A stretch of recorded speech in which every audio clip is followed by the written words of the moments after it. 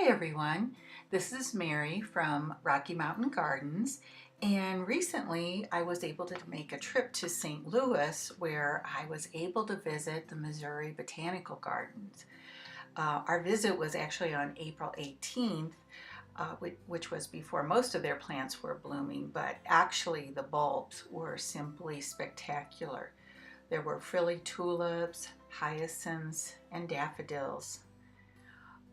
We walked to the Japanese garden, which is quite a large area of the botanical garden, and there the cherry trees were in full bloom.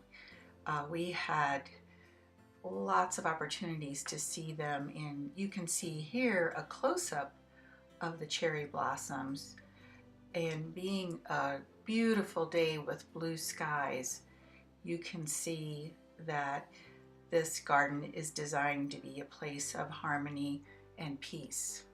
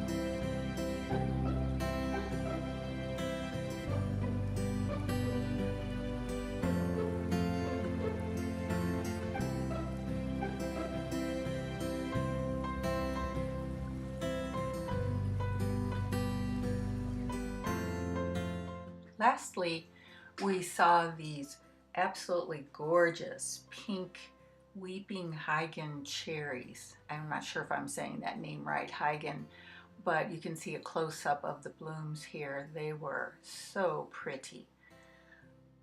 And then our next stop was the Climatron, which first opened in 1960. It covers more than 1/2 acre in space, and it was built using the principles by Buckminster Fuller, the inventor of the geodesic dome.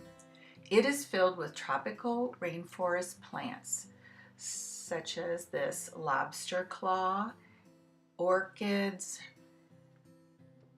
and then we moved on for a visit to the Schoenberg Temperate House, which is a display of warm, temperate zone species of plants. And we saw the Moorish walled garden, which is in this next little video.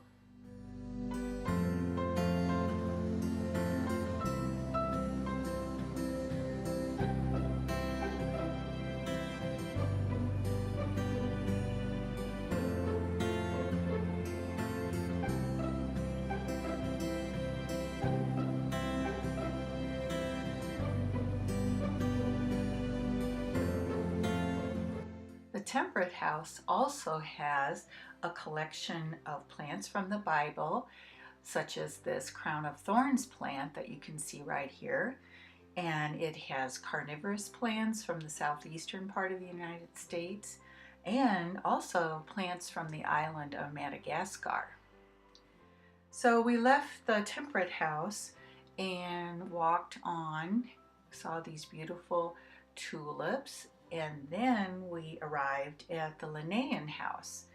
The Linnaean House is named after Carl Linnaeus. You may know that he is the father of taxonomy and was a Swedish botanist. This house was built in 1882 and is the oldest public greenhouse west of the Mississippi River. Today, it houses a rare collection of camellias And it also has a large number of succulents and cacti that are quite interesting.